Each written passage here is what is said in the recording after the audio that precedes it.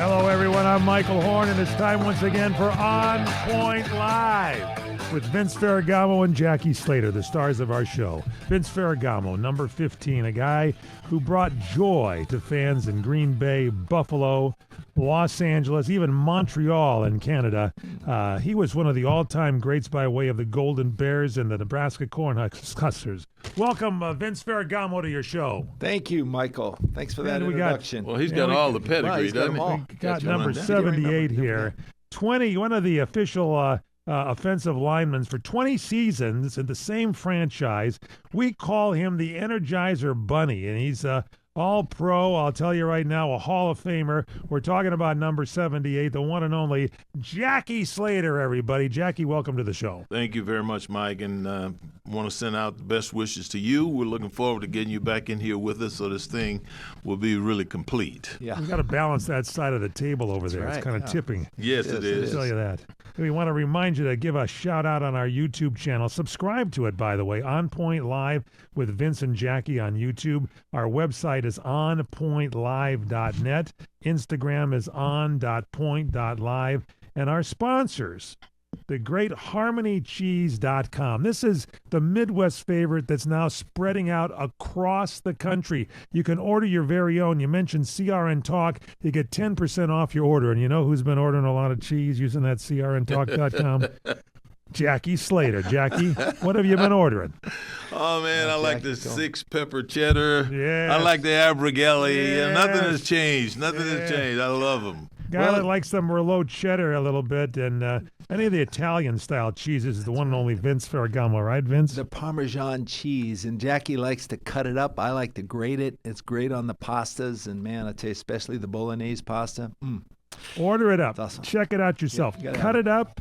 Or slice it, or just kind of shred it out and put it on the pasta. Or break it off in chunks. You can do that, too. That's good.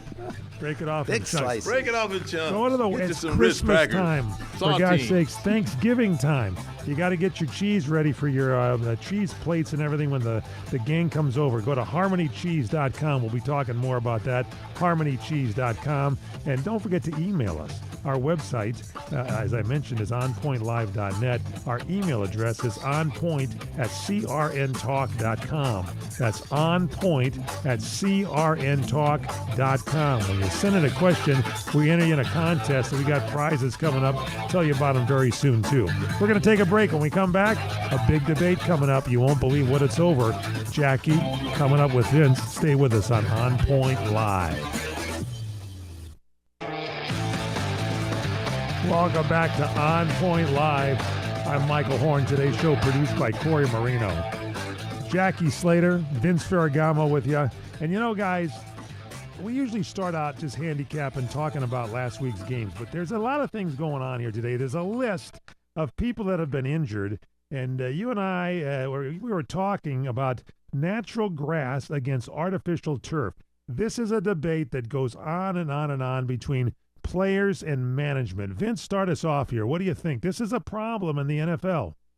You recall that this past weekend that the Commanders played the Dolphins in Madrid, Spain, at the Bernabeu Stadium, and they have spent $1.9 billion in redistributing their field to natural grass. They have levels in the basement stored of this grass. They have LED lighting to bring light, artificial sunlight, to the grass. They have watering systems, irrigation systems, and all the demand for soccer players throughout the world play on natural grass. FIFA, the World Cup, is coming in 2026 to the United States, Jackie, and is being played at a lot of our stadiums. Those stadiums have to convert to natural grass. And look at what some of those stadiums are. We're talking about Atlanta, Seattle, Boston, Houston, Philadelphia, MetLife.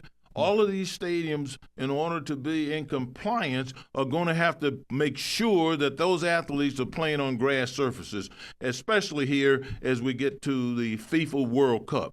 It's a rule, right? It's a rule for FIFA. It's a mandate. It's a mandate in one of the top sports in the world. Here in America, we're watching every single season, guys. Some of our biggest stars in this sport go down, Vince, with season-ending injuries because they're playing on AstroTurf. I played on AstroTurf. Some of the worst in all of the country was right down there in New Orleans. I got hit down there, and my leg was stuck in the turf, and I tore it up. And I had a second surgery on that right knee as well. So I know firsthand. And then I had a turf toe on that stuff. Right. I know firsthand that this is some very, very hard stuff to play on, and you're bound to some point in time to have an injury. And I'd love to see them change it to grass, Vince. Well, the reason is, Jackie, that when you play on natural grass, it's more forgiving. There's more. Of course. There's more give to your joints when you're on that grass and you're cutting and you're moving up and down the field, whereas opposed to AstroTurf, you're restricted. Okay, there's less give. So you have injuries like Achilles. How many Achilles tears have we seen this year? Oh, my goodness. How many knee sprains, ACL ligaments, turf toe? I mean, it's held players out. Joe Burrow won. Brock Purdy, another player, six games, Look at the list, Vince. Vince, look at the list right here. These are PCL strains. Yes. Puka Nacua, Christian McCaffrey, Jalen Warren, Dalton Kincaid, Brock Bowers, Jaden Daniels, Mac Jones, Josh Allen, Drake London, Josh Jacobs. These are some of the best athletes playing this sport, playing the best sport in the world, in my opinion, and they have some of the most dazzling movement skills that anybody in the world has, and when they use these skills now, they're blowing out their knees. Well, let me ask you a question here, because it's like playing on cement with a carpet over it. Exactly. Yes. And we see terrible injuries, Jackie, as you mentioned.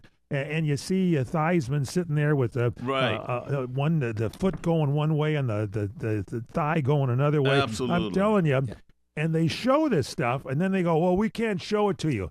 How long has this been going on? How long have the players been upset? Do you know one player that loves to play on AstroTurf, Vince? Well, we're thinking back at our day, Michael, and we're talking about our injuries now that are creeping up on us, and the injuries that we suffered during the years we played on AstroTurf. And, it's compelling to note that the manifestations of these injuries still stay with you for years to come. Absolutely. Okay. So, Absolutely. And I'm thinking about SoFi Stadium that was built, beautiful stadium. Okay. Why in Southern California did they not put a retractable roof and have a natural grass surface there that you could play on? I think it took the luster out of this game. I thought that's what they were going to do, just like they did in Las Vegas. They ride the turf in, they pull it in and out. I mean, you have to do it. I think it's the maintenance issue that the people worry about, how difficult it is to keep up natural grass, but you have to find a way. Yeah, Jackie Slater, you're playing with spikes, Jackie Slater, and you're playing on an unnatural surface. It's like, again, playing on a carpet. If that spike gets caught and intertwined with something on the AstroTurf, you're done, because you want to move forward, but your foot is holding you back. Am I right? Well, this is what I will say about playing on those surfaces. Yes. For me, I played some of my best and most explosive football games on those surfaces because there is no give. You take a step and your foot bites. It bites into that turf. There is no slippage going on. You are explosive. If you're an explosive guy, you're going to be even more explosive. If you're a quick guy, you're going to be even quicker. But the problem is our bodies aren't made to hold up to that explosion. Right. I mean, when I got my foot was planted in the ground and I was gone when I blew out my knee. And I see that with these running backs. They're making these dynamic cuts, which they're mentally capable to visualize themselves doing and physically attempting to do it, and boom, something just pops because the body just can't handle it. Did they think we're robots out there? We're artificial, that we're running on these artificial surfaces? Jackie, I mean, we're human beings. Our bodies are, they have limitations to them, okay? So I just think that it has to come from the players. The players union in the NFL has to mandate that we're going to only play on natural grass. Right. If they want to have longevity and have a long career, that's what they have to have. Why has it not come from the players' union? The players got to be complaining about it. Well, I mean, it's collectively bargained, Mike. And what happens is you go in there and you sit down and you have a list of priorities. So does ownership. If the players were to go in and one of their top priorities was not, say, a percentage of the total percentage of the gross revenues, which is ridiculous. Which now, Vince, they are getting the major portion of the gross revenues as players. We've seen that happen. But at some point in time, you're going to have to say, hey, when Jackie was playing, when Vince was playing, it took you 5 years to qualify for a pension. Guys weren't making it. Then they lowered it to 4 years. Guys weren't making it. Now they lowered it down to 3 years and 2 games you play, and then you qualify for a full pension. Why is that? Because guys aren't lasting. Because the fields and the competition, a lot of it has to do with competition. More and more guys want to play in the NFL. The combination of those two things are driving the number of years that you actually get to play this great game down. And I'd like to see it go up. Plus, I like to see those green stains on the jerseys too, Mike. You know, it's like, come on, man. Yeah. I like the green stains. It's getting a little rough and tough. Let's do this. So let me ask you this: Does the league take care of you if you have a lingering injury caused by your playing days on AstroTurf? Lingering. Yeah. And right now, if you've got a problem are you now, wishing for this? Well, Mike, there are some programs in place that we all get to take advantage of as veterans, veteran ball players. I know There's one in particular that I am taking advantage of that I didn't know existed a while ago. So they are trying to do something for they refer to retired players as legends. So that there is some of that in place. But what I think Vince and I would like to see is something done with the surfaces that we're playing on so that we can eliminate these catastrophic injuries that bother us so bad as we get older. Yeah, you don't want to lose a star player on a team. You don't want to lose a Lamar Jackson, a Joe Burrow. I mean, there goes your whole season. And then what about the fan support? I mean, they want to come out and see their best players play. You want to see them players. Just don't eliminate these great players. Those great players play 16 games. If you're going to have 16, 17 games, try to feel the quality of player that the fans are going to identify with. And they're lengthening the season now. Now 17 games, maybe 18 is going to come to 18 games. So, hey, there's a lot of games to be played. Mike. Right. Vince, you've got that beautiful vineyard in your yard. Jackie, I know you like to ride that riding lawnmower. You wouldn't put artificial turf in your yard, would you, Jackie? I don't know. I wouldn't put artificial turf. I grow natural grass.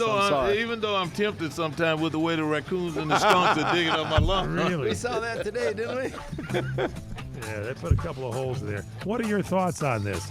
Email us, onpoint@crntalk.com. That's our email address, onpoint, ONPOINT, @crntalk.com. We'll discuss this in the upcoming weeks. onpoint@crntalk.com. It's On Point Live. Vince Ferragamo, Jackie Slater. We'll be back. Stay with us.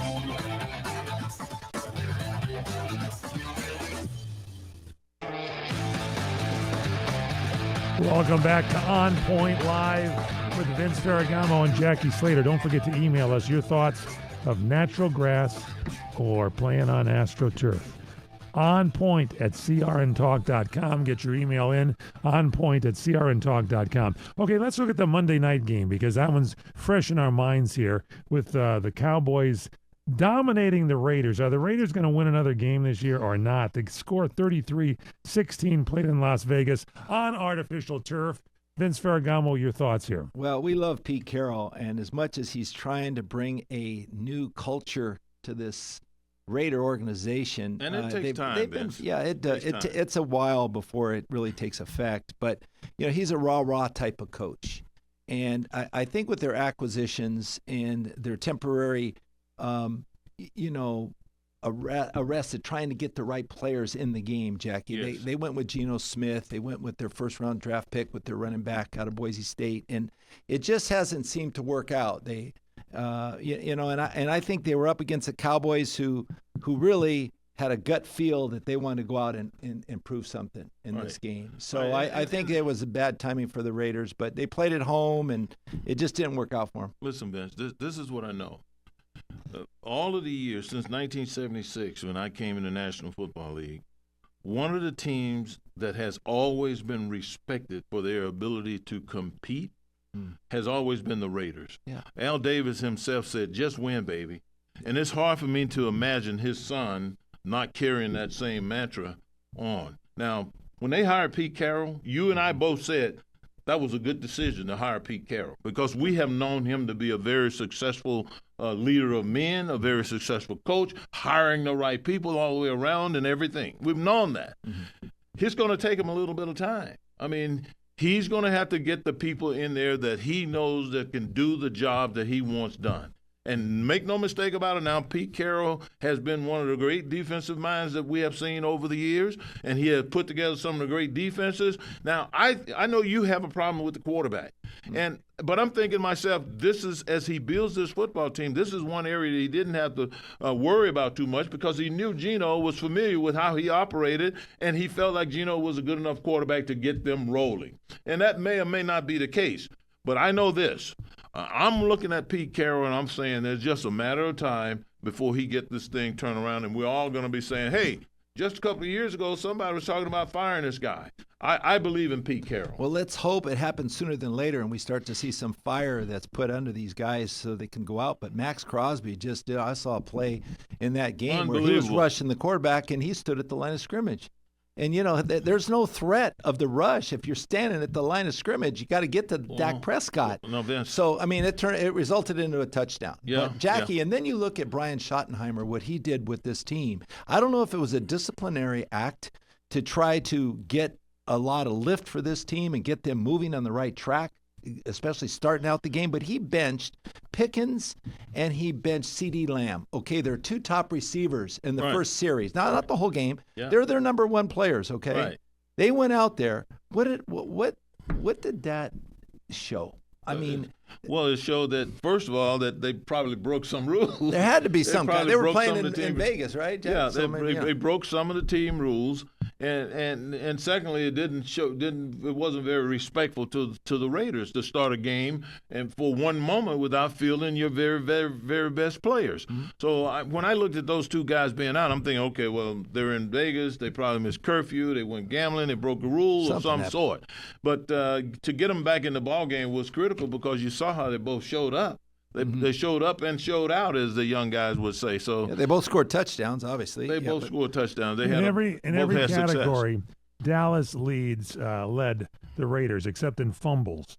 The Raiders had no fumbles this year, and Dallas had one. But let me ask you this, guys. Yes. We had some tragic news here in last week here with Marshawn Nealon passing away at a very young age of 24. Yes. And did that inspire Dallas, you think, to move forward on this game? They're wearing his number, I think, aren't they, Jackie? I think so. I mean, how do you not get motivated when you lose a dear, young guy, talented guy who just the previous week made a big play in the game, scored a touchdown, and he's just getting started. He's just on his way to having some success and realizing his perhaps lifelong dream of playing in the National Football League. That was very tragic. I know for me and Vince, we talked about it, how sad it was and everything, and we never met the guy. We just only saw it, and because we appreciate, how difficult it is to be a first or second round pick in the National Football League, and to realize your dreams are on the verge of coming true. So it was devastating, I'm sure, for those guys, and it gave them an extra incentive. Vince, don't you think? I think it did. It was a spark. Football. It was a spark that ignited the team, I think, Michael. And, when you play for somebody else more than you play for yourself, I think it drives you to do your best. And I think this is a question that we really need to think about a little bit, because suicidal deaths is on the rise, especially with our younger folks. And, this rising occurrence is alarming, Jackie, because it's something to do with mental health. And, with all the problems that we have today and all the new things that are coming on and, artificial intelligence and all this and that, I mean, you can get lost in the shuffle sometimes. And I think really need to have more sessions, more meetings, more group therapies, and talk to players and bring out your, what you like to do in life and, those kind of things, Jack. Vince, every NFL team has been mandated to hire a clinical technician to help deal with these issues. Yes. Now, just because that clinical technician is on board and in the building doesn't mean that he should be sitting there waiting on someone with a problem to come up and speak to him about it. Yes, that could happen on occasion, but in the meantime, that guy needs to be proactive. He needs to be bringing people in to deal with these issues on and on, not only just bringing guys in from Merrill Lynch to talk about investing and what they could do with their money that's smart and practical, but also to talk to them about how to manage themselves and how to deal with the pressures associated with playing in the National Football League. I know when I was the vice president of player development at the Rams, this is what I was asked to set up. I did that. I brought people in to talk about the cash. I remember one young man saying to me, I got a guy, and they were talking about the money and what he should be doing. He said, I'm not worried about that. I got a guy. And that's a problem because you have a guy. Educate yourself. Learn how to do it yourself. Learn how to dictate mandates to your guy. All of that's important, and I think they need to do a whole lot more aggressive stuff like that, educating these young guys. So repetitious reinforcement is the key. So repetitively doing things over and over again, Jackie, to be reconditioning yourself for it, your mental process for this kind of stuff, Mike, is important. And I think it keeps you more focused and it keeps you more on track to what you want to do and how you want to live your life to the fullest. On another note here, Vince Ferragamo, Paul Tagliabue, yes, the former NFL commissioner from 1989 to 2006, Pro Football Hall of Fame member, died at age 84 just a week or so ago. And there's another guy that gave a lot to this game. Your thoughts? He really did, Mike. He followed Pete Rozelle as our commissioner, and we played for him as our commissioner. And he really opened up the eyes to the players and really assisted the player development. And he did that through free agency. Jack, he instituted free agency, basically. And that was a big lift for the players. When I played, there was no free agency, Mike. And you had to jump to a different league. That's why I played the year in Montreal, as you mentioned earlier. But, now they have free agency. If you can't get what you want here or you deserve a better paycheck and go somewhere else and help another team, you're more than welcome to do it. So I think that opened up, the salaries and what guys get paid today. And Jackie also opened up franchises, too. Absolutely. But, I'm thinking about the last time I visited with my old college teammate, Walter Payton, before he passed on. Walter Payton, myself, and several other guys from around the National Football League were invited to New York by the commissioner. And I remember us having a sit-down with the commissioner, and he said, guys, listen, I want to fix our problems, and I want our league to be the best league in the world. What do you think some of our problems are? And almost to a man in that room, we told him that player harmony with the league was the most important thing. We had to have peace. Labor peace was priority number one, because if we did that, that meant we were going to be taking care, dotting all the I's and crossing out all the X's, crossing out all the T's to make everybody happy. And that's exactly what happened. He had labor peace his entire tenure as a coach. There was a couple of rough, as the commissioner, there were a couple of rough edges here and there. But for the most part, he adhered to what we said we wanted. Labor peace was in existence all of the time that he was the commissioner. He was a good listener, Jackie. Yes, he was. And he enacted on it, Michael. He really did a lot of great movements for the NFL. Expanded the NFL from 28 to 32 teams, realigned 8 divisions, oversaw creation of free agency and salary cap, increasing parity, negotiated major TV deals, launched league website and the NFL Network, guided international expansion of the World League and NFL in Europe, maintained long-term labor peace with multiple CBAs, supported construction of 20 new stadiums. The list goes on and on and on. It goes on and on and on. Unbelievable growth period under this guy. He was a titan. Yes, most definitely. We lost the NFL on the management side, on the player side. We lost a titan. He was an exemplary leader. Is what he was. All right, when we come back, let's get into some of these games here last week and get your thoughts on what was going on so we can prepare ourselves for the next week's games here. We're over halfway through the season already. Can you believe it? Yeah, Corey's leading us all. Boy, I tell you, just ask him. He'll tell you who's going to win. You got to just go call him up, everybody. Follow Corey. He's got the big picks. Don't forget, HarmonyCheese.com. You having a bad day? Grab some Harmony Cheese. You having a good day? Grab some Harmony Cheese. HarmonyCheese.com. When you check out, mention CRN Talk, 10% off your order. HarmonyCheese.com. Check out their website. Have yourself some great cheese. Abergele, Merlot and cheddar, whatever your pleasure, we got it for you. Whatever you like, we'll put a special package together for you. Christmas gifts and more at HarmonyCheese.com. Welcome back to On Point Live with Vince Ferragamo and Jackie Slater. And the good part of our show here is always look back at the last week of activity. So let's start with Vince Ferragamo. The Rams take over possession and start moving forward there in the NFL West, beating Seattle 21-19. What a score, Vince. Tell us about it. I was at the game, Jackie. Yeah, I know you were. And you had a what in the world, right? Well, let me tell you what in the world. This is a what in the world, there's no doubt about it. Okay, what in the world? How do you lose a game if you control the ball and you win the time of possession by 15 minutes, number one? Which Seattle did. More than twice the amount of first downs than your opponent. Which Seattle had. You're better on third down efficiency by a number of plays. You have more total yards than your opponent, twice as many passing yards, more rushing yards, a better special teams, and you lose the game. What in the world? How do you do that? That's a what in the world if I've ever seen one. I'm sitting there. I cannot believe what I'm seeing, Vince. I mean, Sean McVay, I got the utmost amount of respect for, and his offense has just been dazzling all year long. But it was anemic, a little anemic, I think. Yes, I mean, you get the ball on the 5-yard line, and then you throw a 1-yard touchdown pass. I mean, they've done a lot of good. They've done a lot of good, and I think they've been respected. But I think the biggest thing that I take from this game, Vince, is that now I'm going to have to apologize to all the good leadership all the good leadership over in Minnesota. I can't be hard on them because obviously they saw something with their trained eye that you and I did not see, Vince. Well, I looked at a couple of those interceptions that Sam Darnold threw, and I'm thinking to myself.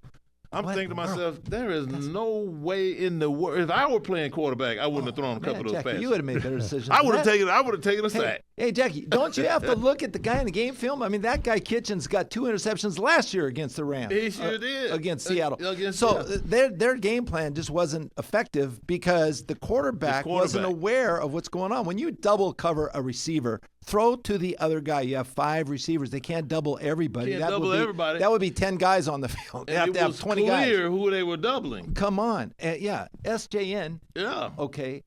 The best receiver. I mean, JSN, I'm sorry.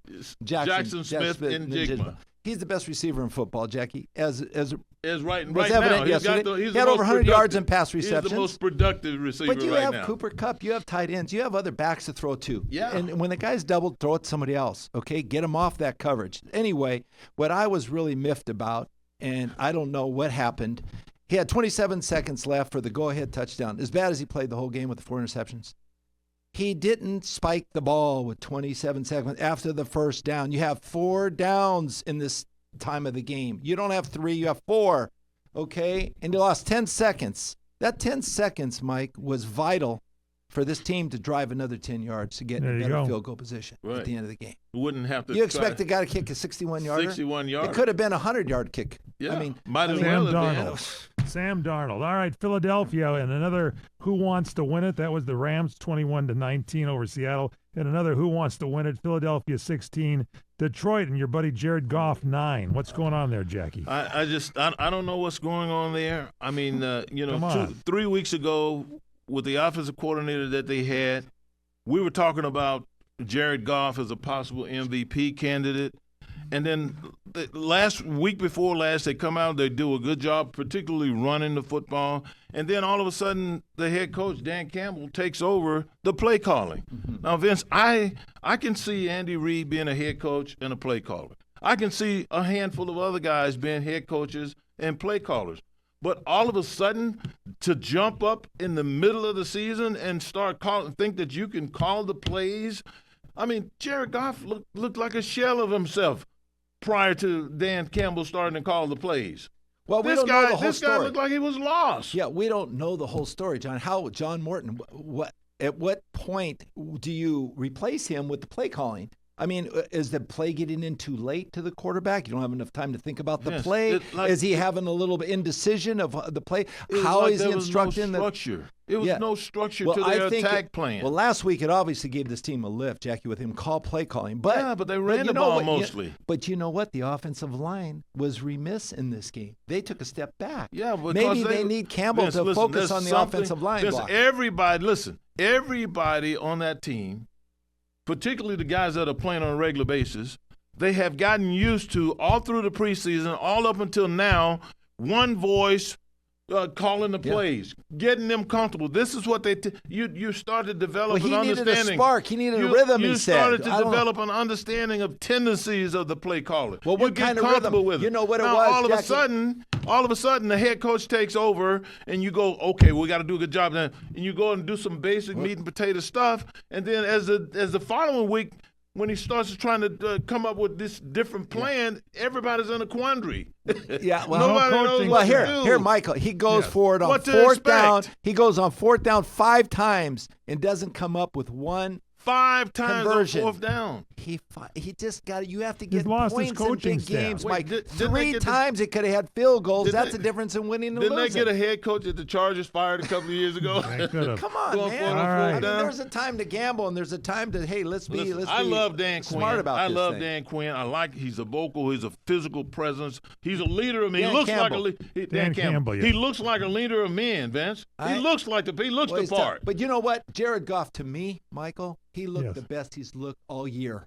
Any pick sixes in this game here, Corey? Oh my goodness. No, doesn't none he in lead? this Can't game. believe Vince He said leads that. in pick sixes, doesn't he? He has Jared? been. And I'm telling you what, he's a good quarterback. He's stepped up. He's a much different quarterback now than he was before. I'll keep Mark Matthew my word. Stafford. Okay, you'll see. All right. They're going in the Vince, wrong direction. San Francisco 41, Arizona 22. Quickly, I mean, Brock Purdy's back. Okay, what can you say? I mean, he's back. very steady. He looked good. No injury problems. Nice touch on the ball. George, I mean, his tight end passes. catching balls like crazy. He made some nice passes, Vince, with nice touch on them. Dropped them right in there. Where McCaffrey. I mean, they spread it around, Mike. Yeah, they spread it around. They look good. Okay, let's get into the meat and potatoes, Jackie. Oh, yeah. Jackie, let's get into some meat and potatoes here. Denver 22, Kansas City 19. 8 in a row for Denver. Bo Nix, this looks like a team that's going to go a long ways. They look like a team that's going to go a long ways. And Vince, I don't care what anyone says. Yeah. That altitude creates a huge advantage for the Denver Broncos. You look at all the pass rush. They don't have their football team. They probably have the smallest starting left tackle in all of pro football. I bet you weighs 290 pounds. Well, they're fresh in the fourth quarter, that's for sure. Because they've won 8 games, and a lot of them have come behind in the fourth quarter. The combination of the advantage that I've always felt that the Denver Broncos have had relative to playing the altitude. The combination of that and the head coach, he is really a good head coach. He has a very talented young quarterback to preach this sermon to that he preaches, and they're going to be successful. They're going to be hard to beat, especially in Denver. Well, let me tell you something about Sean Payton, Jackie. He's the best caller in football, okay, best play caller, because he knows when to run. He knows how to strategize the run versus the pass, when to screen, when to draw, when to throw quick. Okay, how he's developed Bo Nix in the pocket, being smooth, comfortable, relaxed, throwing the ball like he should throw the ball now with good form and technique. Okay, Jackie, he's a player. He's confining, he's maturing as he goes, and he's at the helm of who? Sean Payton. He's really developing this team, and they have the best defense in football. I mean, they're the best. They've sacked more quarterbacks. They got more guys with sacks probably than any other team. That's how you win. You win with defense, and he's got the running game going, Michael. So, quarterbacks have to run the football. Comebacks by a player in his first 2 seasons in NFL history. He's got 8. Yeah. He's 3-0 on the road, 2-0 in prime time. Beat Philadelphia on the road, beat number 1 defense, the Texans on the road, beat number 1 offense, Cowboys, beat the Chiefs. 5 comeback wins. Keeps going on and on and on. But let's move right along if we can. Let's take a look at let's look at Carolina and who wants to win it. Carolina over Atlanta in overtime, 30-27. Carolina wins that, Jeff. Well, I can tell you why Carolina's winning the game. They got their offensive lines playing, and the right tackle Just ask Mr. Slater who the right tackle is. He's trained this guy. Yeah, Jackie. He is Taylor Moton. Taylor Moton. He is really a special football player, and he's on the plan. He's earning every bit of the money that they're paying him. And if you look at him, if you watch this guy every single snap, you'll see a dominant effort. Not only physically now, he's physically matching up with these guys, but technically. You rarely ever see his hands down. You rarely ever see him not finish a play. You rarely ever see him not getting good fits on rundowns. I mean, you must have taught him right, Jack. Well, I mean, you can read his text on Monday morning here. What he texted, hey man, thanks for the help. Boy, I needed it. Well, you know what? He really didn't need that much help. He just needed a direction to understand how to use that big body, athletic body of his when he's dealing with these defensive ends, and he is bought in, and he is very, very special. They are the surprise team so far, I think, Mike. They're coming on. They're Baltimore 23, Cleveland 16. Vince. Well, Cleveland, they put Shedeur Sanders in that game, but they just haven't been a match. They don't have it all together. But Myles Garrett stands out. How about that? I mean, go through the stats this guy has, Jackie. Well, on sacks. I'm trying to find him right here. All I know is I don't know where he is. All Mike's I know going all over the place. I know is that Reggie White has, by the time he turned 30 years of age, Reggie White had 122 sacks. Okay. Myles Garrett now has 117 and a half sacks. By himself. Absolutely. By himself. And he has until December the 29th to catch Reggie White. Oh, yeah. And I told you some time ago about the types of people that I would, I always look at guys and say, can I block him? I'm still trying to figure out if I ever would have been able to block Aaron Donald. And when I look at Myles Garrett, I'm thinking to myself, I don't want nothing to do with this guy. Well, you said Reggie White, and now you say Myles Garrett. Those are the number 2 guys in of all time. Sacks of all time. Of all time. But you were exactly right. Those two. Right, how do you Jackie, block this guy? He's too big, fast. Pittsburgh 34, Cincinnati 12. 2-minute warning. Let's go. Oh man, Pittsburgh. Defense.